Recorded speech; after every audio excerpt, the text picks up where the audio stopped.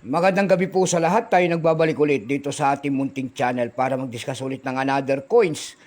Kung magkano na ang kanyang mga presyo sa ating mga online selling. Ayan. At magandang gabi po sa lahat ng kolektor, mga numismatis po. Ayan. Ang pag-usapan natin barya po ay 50 centimos po. Ayan. 50 centimos po ni Marcelo H. Del Pilar. Ayan, year 1988, doble 8. Pagkatalikod naman natin, makikita nyo dyan ang isang imahe po ng 50 centimos ang nakabukang pakpak ng agila. Ayan, ang scientific name po niyan ay Pictopaga Jeffries. Ayan. Yan ang kanyang scientific name. Ayan. Tingnan natin kung magkano na ang kanyang mga presyo sa ating mga online selling. Pero bago yan, kilalanin mo muna natin siya.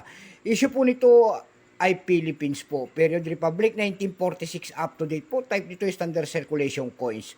Years 1983 hanggang 1990. Value nito 50 centimos. Large type kasi may maliit yan.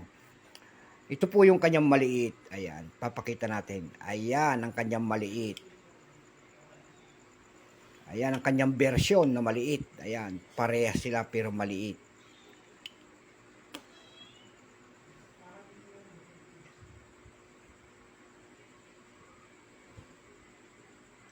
Currency nito piso, 1967 up to date po. Composition niya ay copper nickel. May bigat lamang 6 grams, may habang 25 mm. May kapal po naman ito 1.62 mm. Hugis po bilog. Orientation niyan ay medal alignment. Itinigil naman ang paggamit ng Pilipinas sa barya na ito noong January 2, 1998. Number and dash 2461. Reference number KM-242. Ito pong year 1988, ito po ay 9%. Kung ilang piraso naman ang ginawa ng ating Bangko Sentral sa barya na hawak natin, ito po ay 24,108,000 piraso po. May price na rin po ito doon sa ating numista.com, tawagin ng ating mga kolektor. Yung kanyang verify ay 20 pesos na, yung almost uncirculated ay 75. Ang circulated po nito ay nagkakalaga na po ng 390 pesos. Dako naman tayo sa mga kanyang mga presyo sa ating mga online selling. Doon sa ating eb.com, nakakita tayo nagbebenta doon ng $10.95. Nasundan po yan ng $9.95.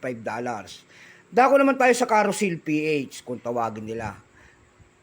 Sa Carousel PH naman po, mayroon tayo nakita nagbebenta doon ng 750 pesos. Nasundan po yan ng 200 pesos. Yung pinakamababa po na nakita natin na nagbebenta doon ay 50 pesos na po. Ayan. Pero yung mga mahal dito po, yung mga error coins dito, ayan. Nasabi ko na sa inyo. Ayan, wala siyang meat mark, oh. Ayan, error coins siya, mga ganyan. Wala siyang meat mark. So hanggang dito na lamang po. Keep safe po sa lahat and God bless.